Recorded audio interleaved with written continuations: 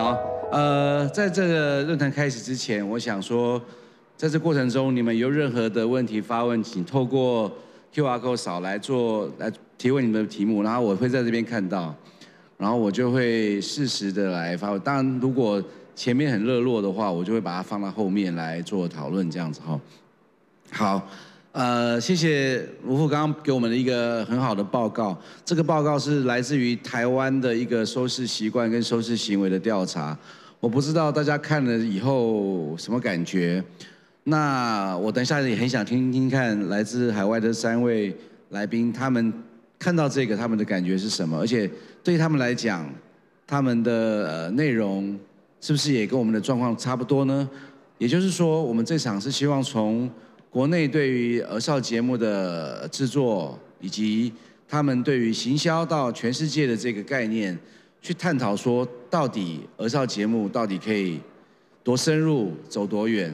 也就是各位在参与这样的一个节目的时候，他们能不能发挥它最大的可能性跟影响力？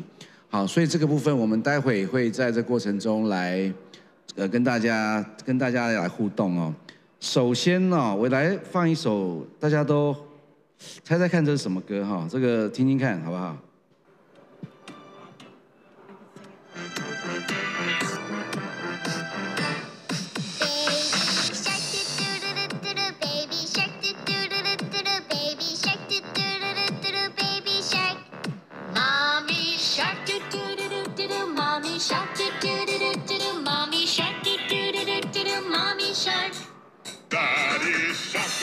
好，这个歌大家知道吗？不知道的举手。不知道的举手。你们知道吗？不知道。OK， 好。这首歌是在那个 YouTube 的上面，目前是全 YouTube 从2005年2月14号启动 YouTube 这个平台 Broadcast Yourself， 它的口号叫 Broadcast Yourself 之后，至今点击率最高的是这首歌 Baby Shark， 它有127亿之多这样子，所以后来 YouTube 就开了一个 channel 叫 YouTube Kids， 他们发现说孩子们会透过 YouTube 来收看他们的节目，他们会大量在这边创造一些可能性，所以 YouTube Kids 这个 app 就出现在我们的这个家长的 app 里面。他们就下载下来以后，可能再透过电视或是哪里就给孩子们看。那串流从2005年这个概念开始之后，其实影响我们非常大。就一如刚才卢副在报告里，你们看到 OTT 的串流已经是孩子们跟家长们最首选的一个概念 ，OTT 跟串流。所以其实这个部分我自己感受是说，它代表的是一个趋势，可能我们各位的生命里面。我们选择的内容跟选择方法，我们会超过这些平台操作。可是孩子们在选择收看的时候，他们很快的找到跟他们接近的途径跟方法。那刚才也听卢副报告里面很有趣的部分，就是各种类型、各种可能性的展现，我们都有知道说，其实大部分的内容都可以得到孩子们青睐。根据这些年龄，也就是说，我们把我们的观众群拉到。学龄前、学龄中，或者是说青少年时期这些孩子们，他们在收看他们自己所需求的节目的时候，他们的选择其实是非常非常大的。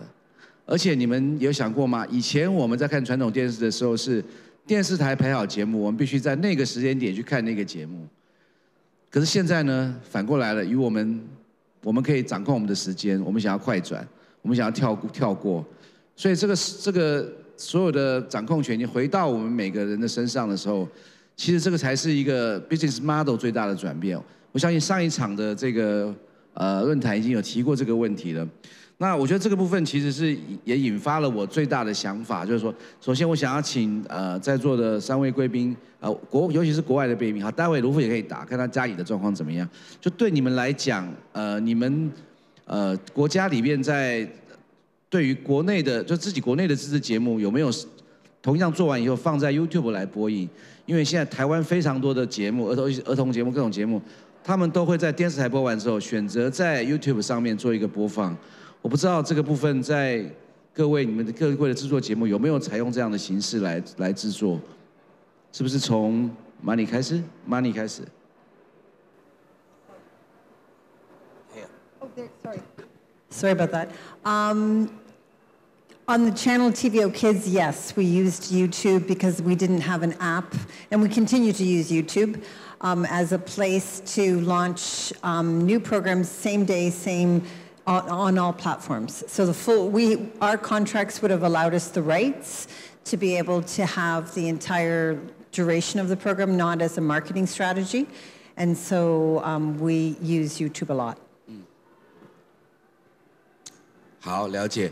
这个是跟大家都有心有戚戚焉的状态哈。好，我们来看看来自澳洲的Bernadette。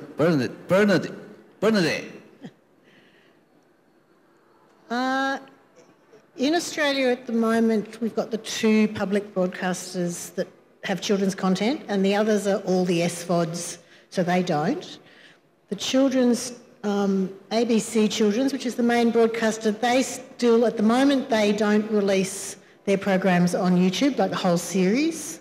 They are looking at different strategies with YouTube from our conversations with them, but they will put some of the series on there to encourage them to go back to iView, to their online platform, to watch the whole series. So it's more about a marketing tool and a taste of the program. But certainly when it's first launched, they don't put the whole program on there. Maybe when it gets a bit older or it's older content, they might put the programs on there, but not in the first release. Thank you so much. In Norway, we do a mix of everything. We have our own platform, NRK Super, streaming platform. We have an app which children use on their mobile and their tablets. And we also use YouTube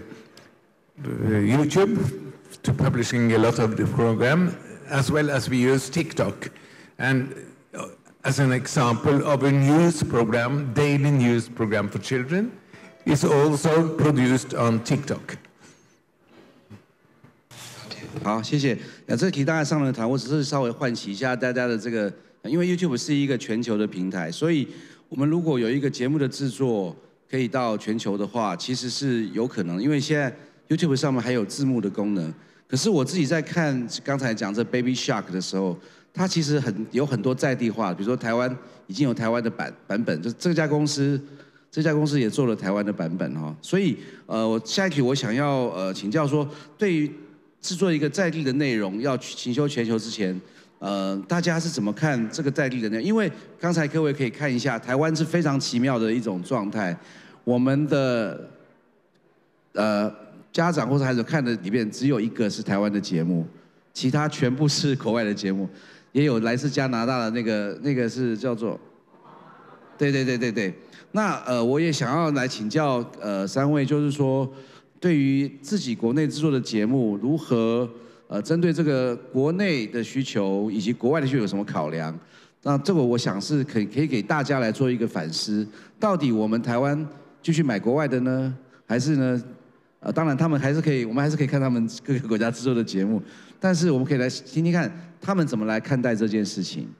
从Marney开始好了，就是国内制作的节目跟国外的这个，以及就是他能够在国外做播出这个概念。Sorry, it took a second to hear the interview. At TVO, there's often different tiering of projects that are based on the financial plan or the size of the project. And most of the international programs that we would have had in our inventory library were co-productions, which means in a way they already have had to think about how they're going to travel around the world because the original financial plan had multiple partners and multiple countries in it. The countries could be European countries, they could be a program that's been done with the States, or it could have been even Discovery Kids Latin America kind of programs. So although we're influencing it and trying to embed as much of a Canadian perspective into the story, we're a smaller player in the financial plan, so in reality, often the amount of money that you bring to the table is the amount of influence that you have in the creative say. For TVO, they would have creative sign-off on everything, but at the same time, if you're the smaller financial player, your impact is differently. So the larger shows all had partners already in it because they needed to have these very, very large budgets. The smaller, more local Canadian stories, at the end, the advice as a commissioner always was to tell the best story, to find the best children, to have a reason, whether it was an arts and crafts, a music, an animal show, it didn't really matter. It was really about having the reason, why were you passionate about that show? And if you did your show really well, then hopefully it will travel around the world. And there is a legacy of programs that are these smaller budgeted Canadian only shows that have done a really good job traveling around the world. But when they were greenlit and at the very early stages, it wasn't about how will this go around the world, it was how will this impact Canadian kids. 好，其实我还想就是追问Marney一个问题，就是说，因为刚刚在我们这个台湾受欢迎的节目的第一名就是来自加拿大的这个汪汪队立大功。我想说，可不可以针对你可不可以去说明这件事？这个节目到底是掌握了哪些元素或是特色？为什么会在你们？我相信他在国内也是说非常受欢迎，在国外也是非常受欢迎。你可不可以在这边稍微帮我们说明一下？ Nobody can resist a cute puppy. Come on. That's what it is. And they saved the day. Come on. It is an incredible show that has continued to have audiences outgrow it and new ones come in, and it remains strong. If you were in a master's class deconstructing that program, you would see the repeatable moments are always on mark. They do well. They know when to... They understand their audience well and create content that works in the formula that they have created and stayed true to. I think the reality is that every creator right now of a new animated series is often longing to be the next Paw Patrol.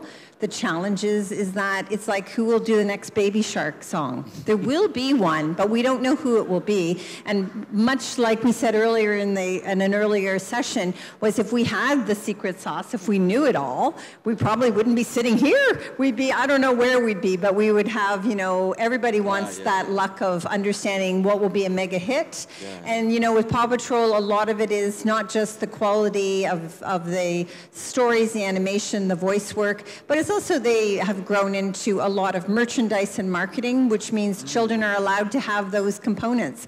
And they like to have the backpack. They like to have the, the bedroom sheets in their bedroom and everything like that. So the larger the program gets and the more it's known around the world, the more merchandise there is to go with it.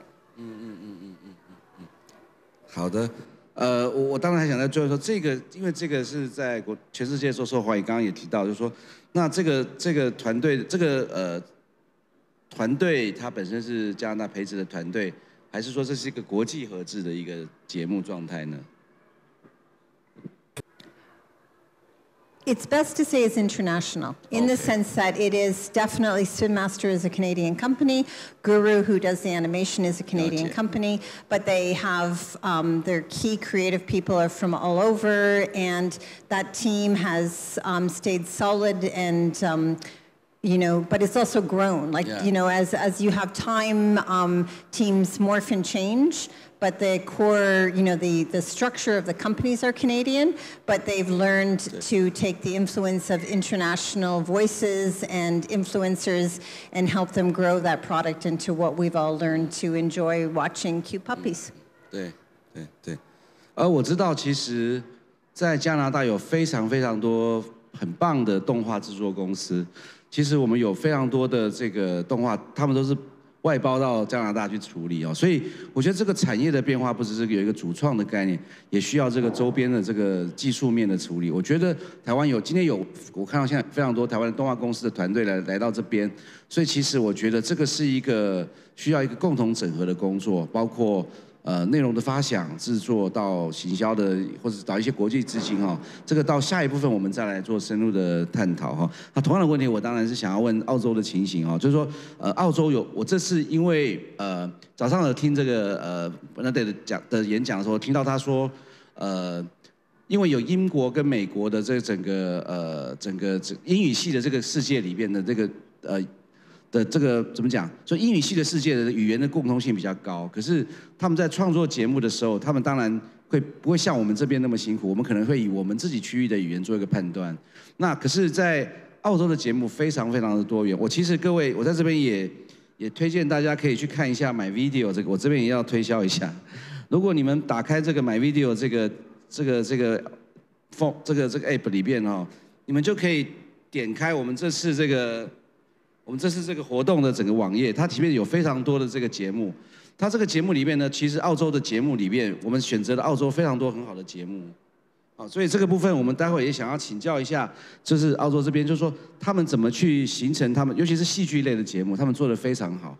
好，我觉得如果你们有做，尤其我们今天也看到非常多的统计资料来发现说，台湾对儿童戏剧这块是几乎是没有人在操作。当然，我们现在目前我们富裕计划。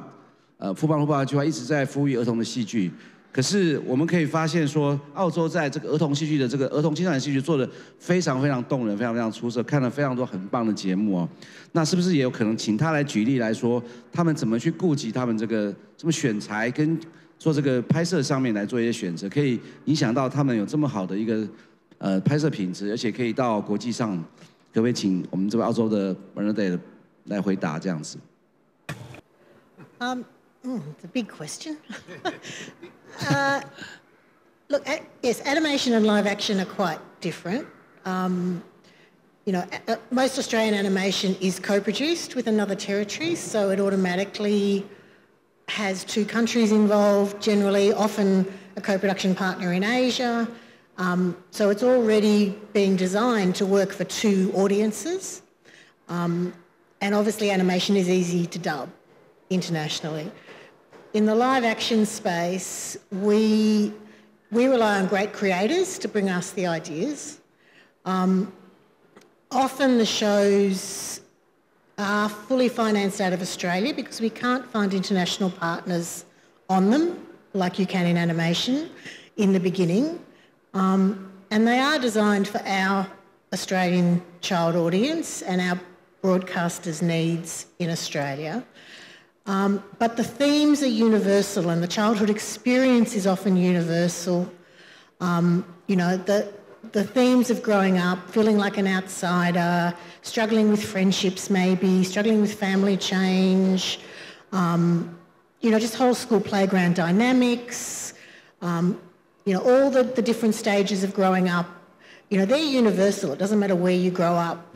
The environment might be different, but feeling insecure, kids love to laugh all over the world. There's so many things that are universal, and it's just how you tell those stories. We know comedy travels, but as I said, often the shows are not financed with international partners. Little Lunch is a great example of that. We did take that to market before we made it with Gristmill, who were the producers of that show. And, we got feedback like, in North America, our kids don't wear a school uniform, therefore they won't relate to those kids. Or, your kids wear hats in the school playground because of the sun. We couldn't have a show that did that. Or, they didn't get the mockumentary format, the comedy, the format of that show, which was kids talking to camera. There were so many reasons we were given why it wasn't going to work in lots of different territories. So it was fully funded out of Australia and made. Then it did sell internationally.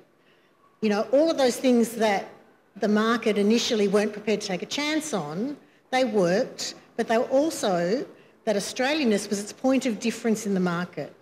Because in those other countries, if they could make that show in their own territory, with their own cast, with their own accent, why would they need to buy it from Australia? So that point of difference is often the reason why a show sells once it's made. They may not take the chance in the beginning, but once it's made. And what that did for that production company was when their next series came up. So with Little Lunch, it sold to Netflix in a number of territories around the world. It was on TVO in Canada, you know, it sold really widely. So when they came with their next series to us saying, we've got this next idea, which was Investigators, Netflix had seen that Little Lunch worked, so they jumped on board and said, we will come in, we'll take a risk, we'll come in up front and co-fund the show with you. But if it hadn't been for Little Lunch and taking that chance initially and going, you know what, we trust our own judgment, we think this will work for Australian kids, then that wouldn't have happened either. So you have to take that risk. You can't design, I don't think you can design a show. Animation is different, but in live action, generally, I don't think you can design a show or go into developing a show saying, this is going to work everywhere, or I want it to work everywhere, because then it's just going to be soup that actually doesn't work for anybody.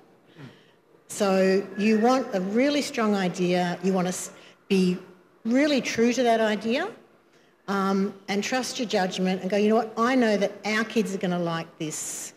You know, it's going to work for our audience, and if it's, you know, if it's great quality, it's great, you know, it might be groundbreaking, whatever it is, then it will travel. I mean, we have the benefit and the disadvantage of being an English language territory. So we are swamped with shows from America and the UK. You know, so that's the disadvantage. The advantage is our live actions will sell. For non-English speaking territories, all the other countries in the rest of the world, they dub our programs, our live action dramas, into their language. The kids are used to seeing that.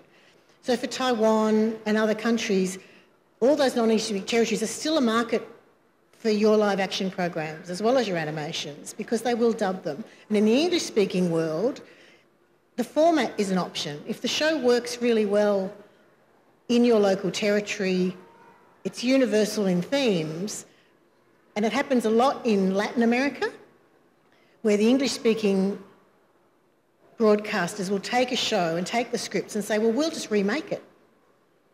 You know, it worked so well in its home territory, we'll remake it. They've done that from Italy, they've done it from Latin America. So there are other options there as well, and other ways to market the show. But if it doesn't work in your home territory, no one internationally is going to look at it, because the first thing they'll say to you is, how did it do at home? How did your audience like it? You know, and if you can say it was really successful at home, they will look at it. But if it doesn't work for your kids, it's a much harder sell internationally. So make it for your kids and make what is going to resonate with them, and the rest will sort of flow. If it's high quality, universal, great stories, great scripts, then you've got a chance at the international market. Yeah. 谢谢 ，Thank you。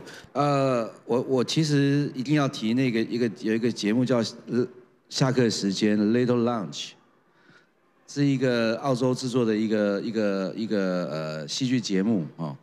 我不知道他有没有办法，你有没有办法用这个作为一个例子，它有一些产制上的一些独特性来。创造出这个节目的独特性，或是我认为他在拍摄的手法跟他的剧本的撰写，跟小朋友演员的表演都非常精彩。我觉得甚至比一些大人的戏都还要好看。那我很想了解说，像这些制作团队、这些制作的编剧，或者是这些演员们、小朋友的演员们，你们有没有一套什么样独特的运作方法，让他可以做到这么样的技术成熟？这样子，对。There's an art in the child actors, but going back a step, I would say Little Lunch was actually based on a book, and that is something else to look at. You know, if you've got a really successful local children's book, adapting that, looking at whether that can be adapted for television is a really good starting point, because if it already has a profile, much easier to bring the audience to its premiere screening on whatever platform it's on too. So Little Lunch was actually a book. It was a very slight book with a lot of illustrations. It was funny, didn't have a lot of text. It was for early readers, like the early 5-6-year-olds, 7 maybe, in primary school. And the book had done really well. So that was the starting point, but there wasn't a lot of story. So then it was a case of expanding those stories, adding some more characters, because in working with children, you really want at least 6 lead kids, we've decided through trial and error, so that you can spread the work around, because you can only work them for so many hours a day. So the book didn't have that many characters, so it was a case of, you know, adding to what was in that underlying work. So we kept the title of the books, we changed the name of the characters, we added some other characters, we took stories from the books and expanded them to 12-minute. So Little Lunch is 12-minute episodes. At the time, that was a format for animation. Everyone internationally was like, live action, 12-minute live action? Don't know. Mockumentary style where kids talk to camera. Even the Australian broadcaster said, you won't get kids to do that. So they weren't sure that it was going to work. They rejected it a number of times and made us prove again and again all the things they thought weren't going to work, and we did. And the cast was a very big casting process. So you've got to be prepared to put in the time and the effort to find the right kids. I think there were 800 kids auditioned for Little Lunch, to find those 5 or 6 kids. A lot of those were self-tapes, kids doing something at home, sending it in. A lot of them were going to schools and schools with drama schools and casting agents and things like that. But a lot of time and effort. And one of the big things with casting kids is finding kids with personality. So, you know, lots of shows that the ACF's been involved in over the years, and shows that I produced before my current role, again, ACTF shows, you know, it's about finding the kids with some spunk and some personality.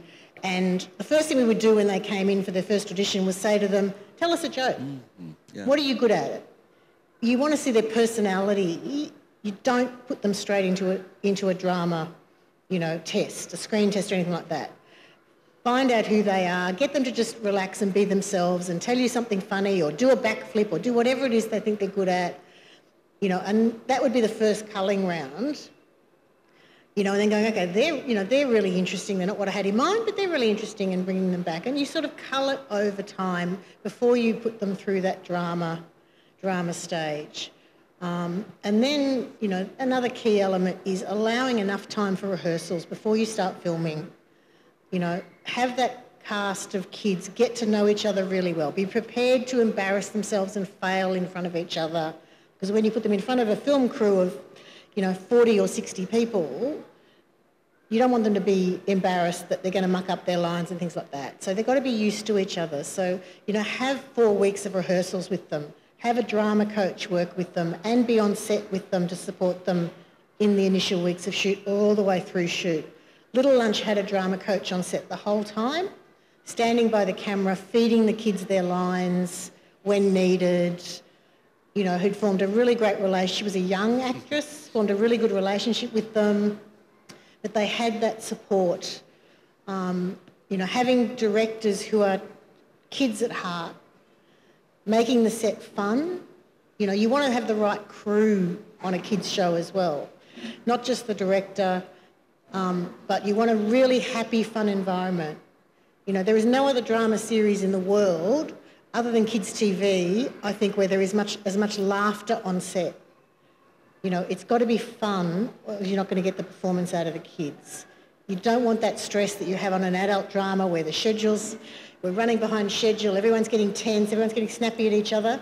You can't do that on a kids' show. So there's lots of things that you just have to take into account on a kids' show that's different to a primetime drama. A lot of the other mechanisms are exactly the same as a primetime drama, but, you know, there's definitely really important stuff that you do that helps you get those performances. They're not directly related to performance, but they will help you get those performances. And often what we find, we look back on a show, whether it's around the twist or Little Lunch or whatever, and you look back and you may not realise it at the time, but you look back and go, gosh, that actress was actually just really like that character. You know, in Round the Twist, I don't know whether people know Round the Twist, Bronson is a bit of a pain in the neck. You know, and the kid who played Bronson the last 2 series was exactly the same as that. And we didn't realise it when we cast him, but he was perfect for the role. You know, so they often have similar traits to the characters they're playing, which makes performing those roles in an authentic way come naturally. 好，在 MyVideo 上面可以免费观看这个 Lunchtime， 就是，那我觉得我为什么要提这个案例，就是它这个影片呈现出来，从技术端、从表演、从故事的弧线跟拍摄的手法上来讲，它可以是一个完全没有国界的。也就是说，我相信这个节目土耳其的孩子也会想看，南非的孩子也会想看。我觉得这个是一个很好的一个例子哦，就是我真的很喜欢这部片子。那我不知道这个片子，想请问一下，您这个片子有没有在其他的国际的平台上有做销售，或者是当然台湾现在是有哈，但有没有在国际上的？当然在国内在澳洲很受欢迎，它有没有销售到其他的国家去？有没有一些什么好的回响？就你们这边的了解，这样子。On Little Lunch. Yes.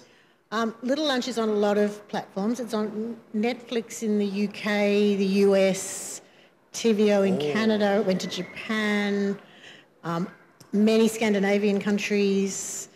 I can't remember now. A lot of territories. It's travelled really widely. There was a really lovely, you know, there's been some really lovely feedback on the show via social media from across the world, from kids who love it. You know, from Australia, really lovely feedback from a parent just recently who wrote to us about their child hated going to school. Post-COVID, they'd missed preschool because of COVID and lockdowns in Victoria. Then they started school and they really didn't cope. There were tears every day. The parents were in tears every day last year, trying to get them to school. There was a real school refusal going on. And this year, that little girl is now in her second year of school, primary school, discovered Little Lunch and started watching it. And the parents wrote to the producers to say, the only thing that has changed in our life since last year is that we all discovered Little Lunch. And as a family, we all like it. And she said the tears have stopped. She still doesn't love school, but she now understands the dynamic of school, the different personalities, acceptance of difference, that it's okay to be yourself. And they said the only thing in their whole life that had changed was they discovered that show. So that made that child feel more comfortable to go to school and stopped refusing to go to school. You know, and there's been feedback from all different territories about that show and the relatability. Because the other thing with Little Lunch is the stories are really tiny. It's literally, you know, there's a story about one of the kids, you know, the parents are away, so grandma's made his school lunch and he's embarrassed that he's got a smelly lunch that's different to everybody else in Australia. You know, what he thinks everyone else has brought in their lunchbox, which might be a sandwich or whatever. He's brought Greek food. And so he doesn't want to open his lunchbox and share. They're all going to share their lunch. So it's a really simple story. That's the whole episode for 12 minutes is him trying not to share his lunch and being embarrassed. And in the end, he opens his lunchbox and the other kids go, oh, wow, that's exciting. And they want more. You know, can you get Grandma to send us a whole lot next time so we can have some too? But the stories are really simple ideas. They're not complex at all, but they're relatable about being different or being embarrassed or not being good at running, but you're good at something else or whatever. But they're really, really simple. 对，真的是一个推荐，大家可以上MyVideo看一下哈。那我觉得我今天在帮MyVideo推销。好，那其实当然，我觉得在上面还有很多很好的影片。当然，无外乎他会说他确实可以。我认为他如果有机会的话，可以去到更远的地方，因为我们刚好有很深的感受啦。因为我在这一个月，我们的模仿犯在全球的，我拍了一个片子，他在全球的这个非允许国家拿到了全球的第2名啊。我们其实是一个台湾第一个片子可以登上 Netflix 全球第2名的这种概念。然后我觉得这个对我来讲，我也是有很深的感受，就是说，其实那个语言这件事情其实不会是问题，而是我们我们应该先回到制作端，知道说我们是不是可以深入。刚刚他提到那个小孩子，我自己看的时候，我就觉得非常非常的，我认为是不管是全世界哪里的小孩子都会有共感，就是在学校里的同学相处，然后他整个拍摄的节奏都非常好哈。好，那当然谢谢澳洲的这个部分，那我就来提一下这个挪威这边哦，卡雷，那个因为就是说我早上也有听凯分享说其实他们反而不会做这么多的动画，他们反而会拍更多的实境节目，还有一些戏剧的东西。那当然我还是很想知道说，在国内的这些在挪威国境那边这些制作的这个案子如何在国内受欢迎，可是也是可以卖到国际其他的市场上面，发挥它最大的这个影响力。可以请他分享他有没有什么样的一些经验吗？ You know, NRK, we are not a commercial company. So our goal is not to earn money. Our goal is to produce local content. And if by an accident or by luck, somebody else should like it as well, this is an extra value. But this is not the goal. And I think that if we want to make real local content, we have to, when you are shooting, you have to point at number 10 and try to hit number 10. If you try to make international content, it's just like going with a shotgun. It's spread all over and it doesn't hit anything. Yeah. So for me, it's very important that we should make local content, and if somebody else like it, they can now watch it on the webs all over the world. And in a couple of years, when the AI is a little bit more intelligent, they will turn on their dubbing system. So you can watch in China Norwegian drama with Chinese dubbing, where there is somebody in the sky doing the dubbing. So, but for me, it's important that we make this kind of local content. And I talked about the Christmas calendars, which is a tradition in the Nordic country. But one of the calendars, called Linus, was bought by Dutch television 15 years ago, and they dubbed it into Dutch. And in Holland, this is the only Christmas calendar they have, and it's rerun year by year, because in Holland, this is the Christmas tradition to watch the Norwegian Linus calendar. So Christmas brings up in the Nordic, in Europe and in Nordic countries, very many special feelings for people. And especially they go back to their childhood. And in Norway, we, at Christmas Eve, around noon, for 40 years ago, we started to broadcast a Polish movie about Snow White. And it was not dubbed. It was voice over by one of our, at that time, very famous actors. So he was voicing every voice. And it was, every child was brought up with this. And my daughter, who is now 45, she has to watch that movie at Christmas Eve around noon to be in the same real Christmas feeling. And a couple of years ago, we dubbed it with real actors. And people said, no, we want this an old actor to do the old dubbing. So we had to take away the real dubbing and continue to play it that way, because tradition is very strong for children. OK， 其实我也是非常非常好奇，因为其实刚才可雷提到一个很有趣的方法，就是说他们虽然是一个，他们各来自不同的这种制作背景啊，因为公共电视当然还是要服务国内的这些观众为主，其实给我们很大的一个想象，就是说，当然台湾的儿童自制内的这个节目并没有多，我们只能依赖很少数的平台愿意操作。就比如说，我自己也会去找那个Netflix 的儿童的这个节目打开来看。可是你们知道吗？台湾的这个 Netflix 在台湾的这个平台上的话，里面我没有找到任何一个台湾的儿少节目。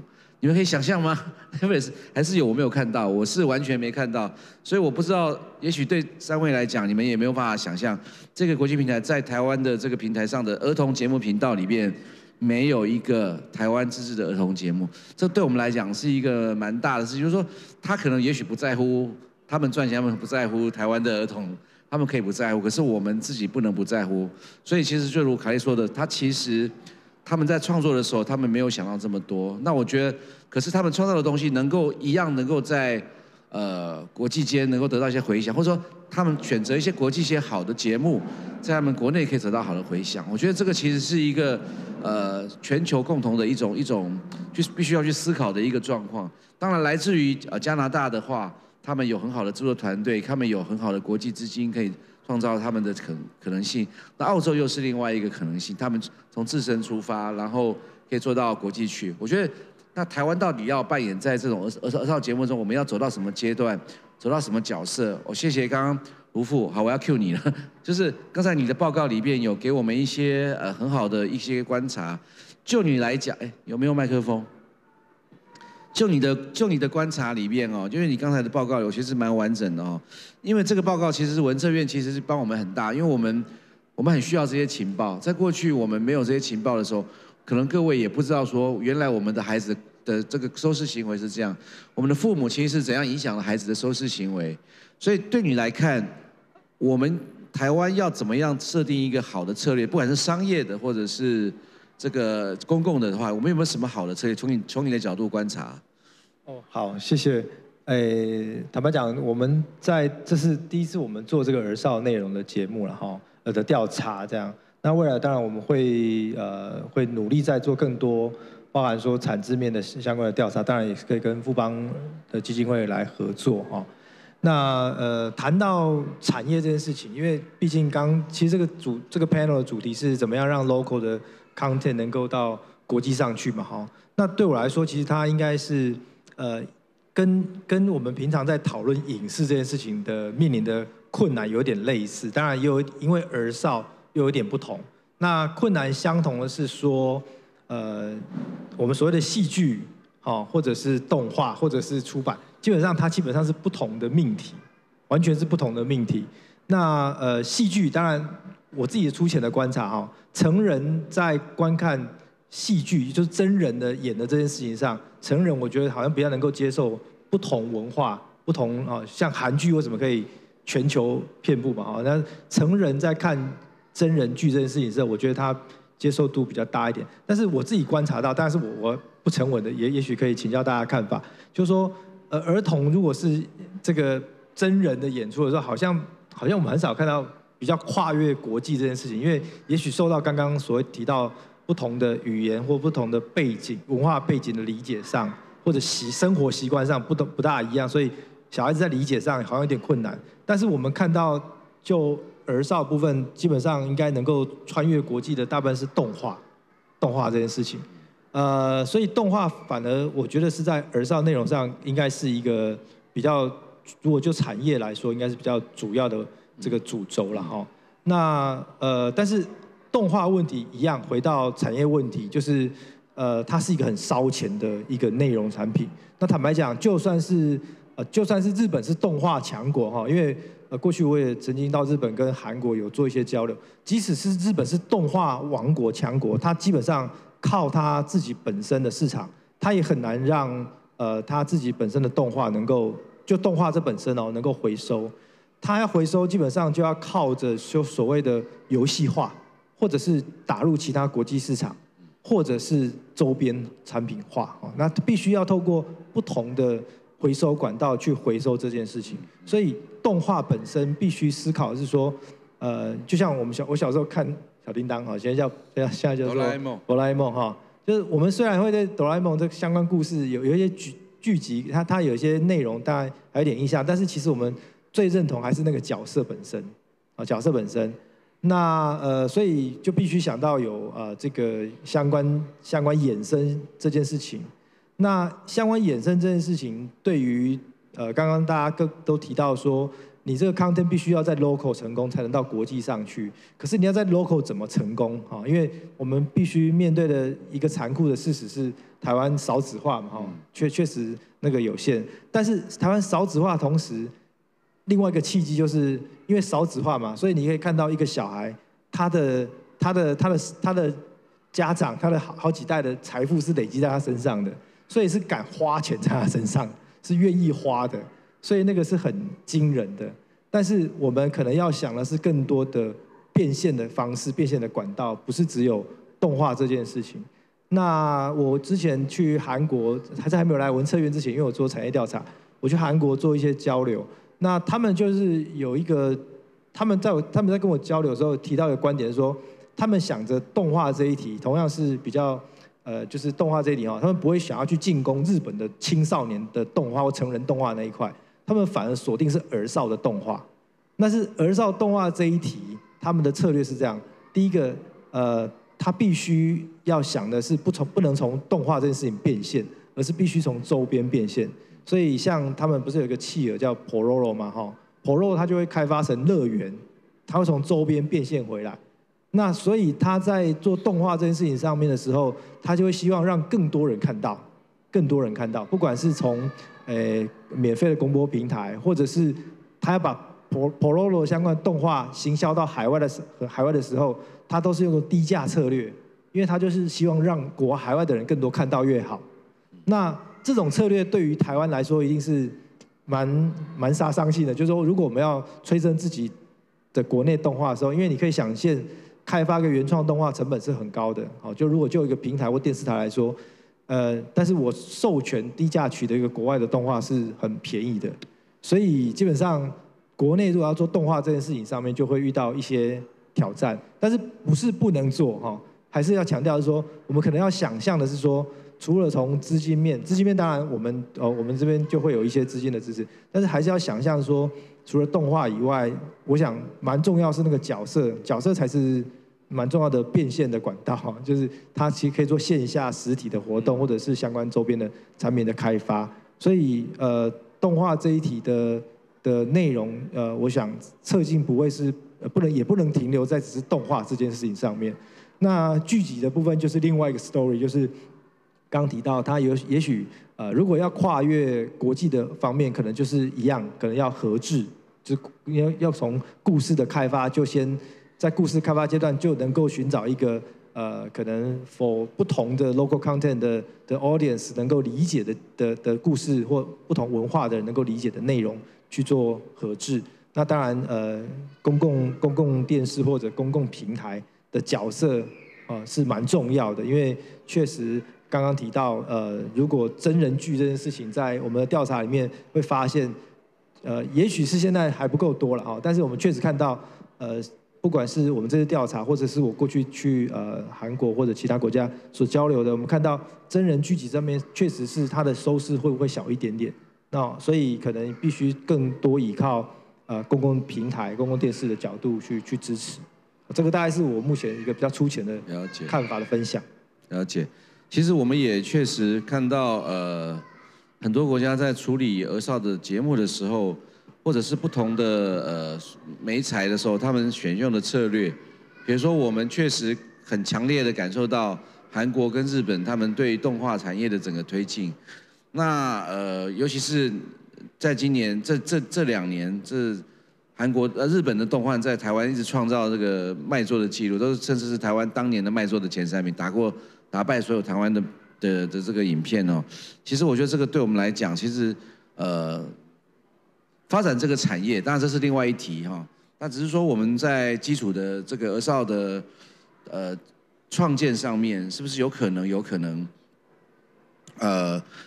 去建构这个部分？我相信这个是我们值得我们大家去思考，不管是文策文化部或是各位产业界人士可以去想这件事情。好，那我们这边有一些，我们时间好短了，剩下就讲完了我们还有很多问题要问大家。我想来问一题，就是说，刚才大家有听到这个卢副的报告，那我想说听听看3位是用什么样的方法来找到你们要开阔的题材？就是刚才你们有听过我们台湾的这些报告，你们有这些数据吗？还是说你们是用什么方法来做这个？我们先问这一题好了，来，先 from 选择什么样的题材？对，你们是用什么样的资讯来选择你们要做的题材？还是你们的经验，还是透过你们的？ So for TVO and TVO Kids in Canada, it would depend upon if we are just acquiring something or we're co-producing it, or it's a show that we're the lead broadcaster and the only person in it. And each one of those are different situations. You also look at what your inventory you already have. So you could come and bring me a fantastic animated show that's focusing on outer space, but unfortunately you'd never know that I have one already in production, because you don't know about it yet because it's not been released. And that's one of the most challenging things for creators is, you think you've got the most unique idea, and then it's disappointing to determine or learn that you've already got one that's similar enough that your show's not going to get greenlit. But also within it, you're always looking for what makes it unique and special. Why is your space program different from the 5 other space programs that you've been pitched? And when it's there and evident, you can feel it. You know that show has what, might be paraphrased as the it factor. You can sense something's really different about it, and that's when you want to lean in and know more about it. But it is always interesting when you think of, trying to do animation and co-productions in it, because my slate had both live action, scripted dramas, nonfiction, and as well as animation. The interesting thing for me there is, it's also the awareness of when you're partnering, who you're partnering with, to understand what their requirements will be. So we have some co-productions that when I left were still in production, and we, even though we were one of the many players, had demands. The characters had to be diverse. Hadn't really dawned on them. They thought they were diverse. Well, they weren't diverse and inclusive enough for what TVO Kids was looking for. So once we had been all at the table together, you end up saying, but we're not moving forward unless you're going to make those changes. And so there's always compromises that have to come in co-productions, and you have to really recognize that you want to be partnering with the right people, because if you're not willing to change, that show's going to be in a spot where it can't move forward easily at all. So every time you commit to a co-production and partnerships, you need to make sure that you're aligned in your core values and your expectations, because each player at the table will have their demands of what they need to change in your ideas, and you have to be able to negotiate. As the person who owns the IP and is the co-creator there, you have to be able to negotiate all those different changes, which often is challenges, because the more people that are involved, the more changes that are likely to be asked for. Okay. 我觉得我会向他学习，就是从持续的累积经验，还有找伙伴，然后当然持续的学习，当然就从持续的在这个产业中不断的观察、寻找内容，当然寻求伙伴。我觉得他这边有很多的伙伴，你们大家可以多合作一下哈。好，我们来听一看澳洲他们是怎么敏感到要做什么样的题材跟内容的，他们是用什么方法来创造他们这么多成功的作品的。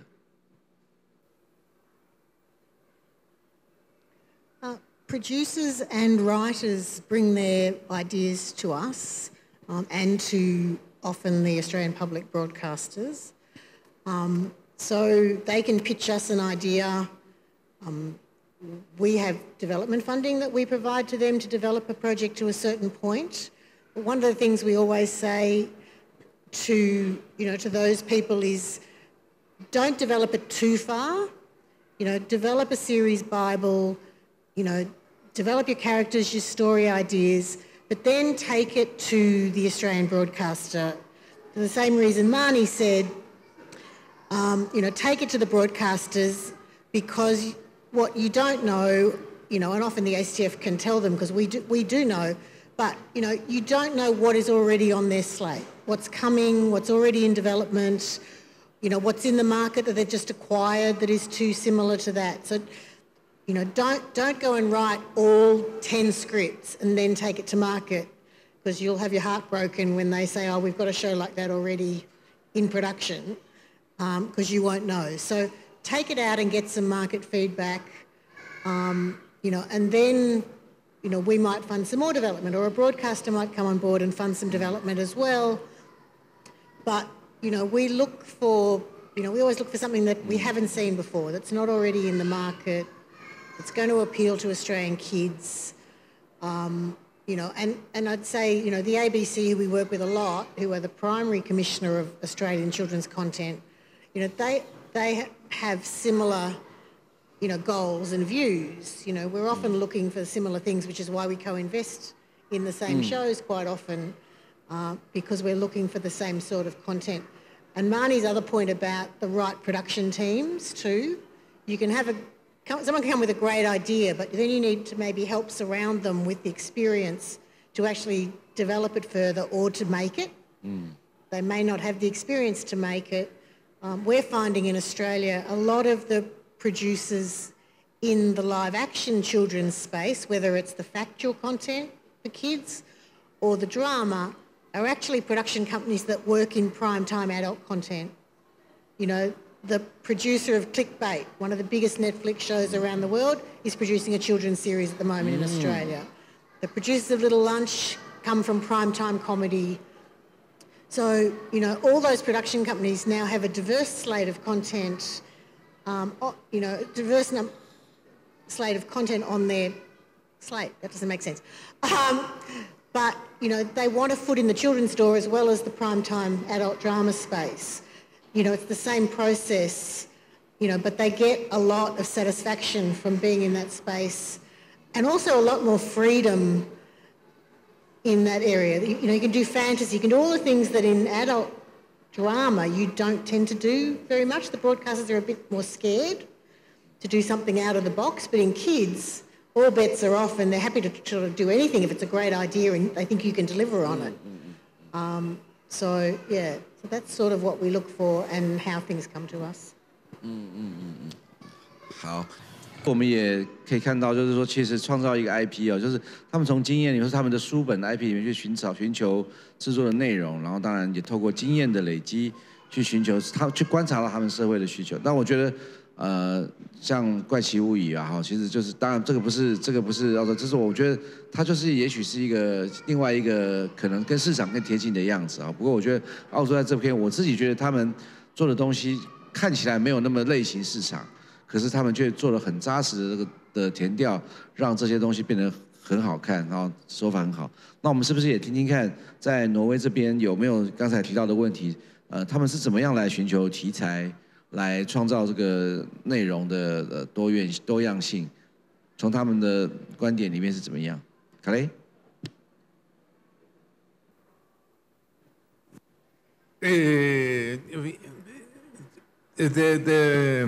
We have a lot of independent producers, and we set up what we need, demand for, set up a list, and they bring their project. And those who have some interest, they also come for a pitch. And beside that, we have what we call open space for those ideas that we not were able to think about. So if someone come with a new idea that we never thought, oh, this is a good idea, this is also open for that. And of course, there are some of the companies that we know that are more competent than other companies. But we also try the new ones, but not in the huge projects. They have to learn, show us that they managed to do it. Yeah. 是，好。最后我想要问我们3位来宾哦，就是。你们都是非常资深的儿童节目制作人，我有一个很好奇的问题：你们为什么要做一辈子的儿童节目？这个为什么那么喜欢做儿童节目？为什么？为什么那么喜欢做儿童节目 Well, why you like that's such an easy answer. Okay. Is that if you get the privilege to work in children's content, you have the best job ever. You just don't tell people, because then everybody wants to work in kids. I once upon a time worked for TVO, had a current affair journal, run by journalism shows, and I had been assigned, because I was on staff, to work with them, and I'm there, and I'm watching them all, and they're all suddenly picking up their phones, and they're doing stuff, and I'm like, what are you all doing? And it's like, oh, the market is crashing right now. We're all calling our financial investors, and I'm like, what? We're sorry, downstairs, we're laughing, we're having a good time. You're all tense, and it just made me realize I'm not a journalist. I might really want to do my research and know the facts and the information properly, but when you're in the kids side, although kids content will be fully researched and fully thought through, and you'll have to, really strong stuff, have, child development people who have PhDs galore working on your shows, but at the same time, it will be the most fun and the most dedicated group of people, because they know they're making a difference. You just have to watch children tomorrow. When the screening of Little Lunch is happening, just take a moment and watch those children watch that show. And it's a life changer, because you'll understand why everybody gets up every day. But I know we're almost wrapping up. I've got one more thing that I really wanted to make sure I was clear and say. If animation is an area that you are looking to grow, and people think that's an easier, well, not easier, but an alternate solution than doing local, content that is driven by on-camera kids, it is a reminder that animation, when you're dealing in the kids genre, has to really be thought through, because animation traditionally can fall into stereotypes.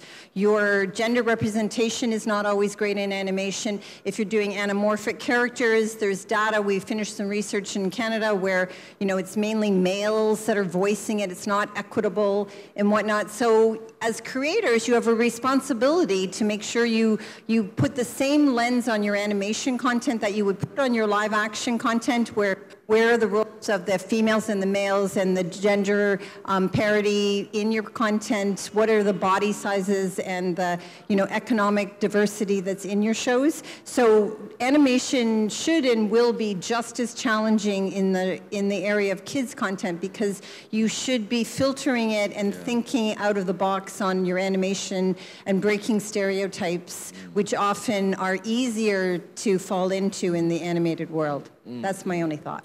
OK， 谢谢。哎，应该给他一个鼓掌。好，那我们也很想听听您的意见。您为什么喜欢做儿童节目？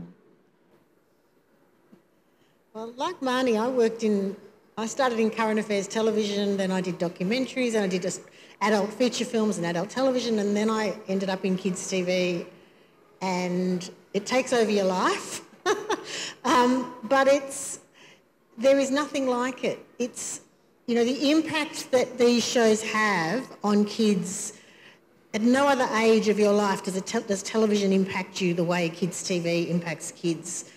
You can meet 30-year-olds who still talk about, or I can meet 30-year-olds who still talk about Dance Academy. If I say where I work, they go, oh, Dance Academy, I love that show. It's such a formative part of their growing up, And when Sammy died, I cried, and it helped them deal with grief or, troubles with friendships or whatever. Or, they can sing the Round Twist theme song and they're 45 years old because they grew up with that in the 80s. Or, you can't name a show you watch as an adult that is going to have the impact on you that a kid's drama series will have, that you will remember your whole life.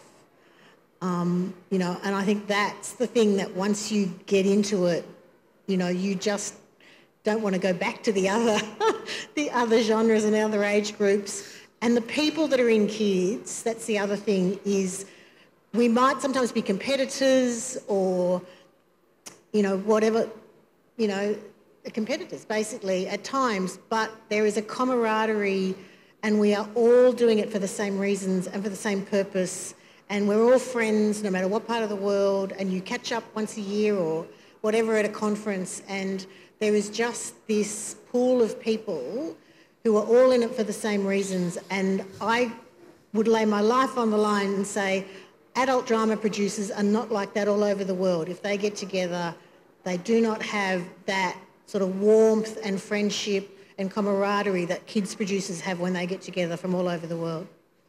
So that's why I do it. Wow. 我也要向他学习哦，真的是非常非常非常棒的意见。好 ，and 我们最资深的看来，为什么你喜欢做儿童节目？ I started as a director and presenter of youth program, and suddenly I got a child myself, and I could see that the only child programs in Norway was puppets. And I was very fascinated by some Swedish Astrid Lindgren and Pippi Langstrup, and a Norwegian author who wrote about real children. So I wanted to make a program with real children and not only puppets. And at that time, we didn't have much experience working with real children.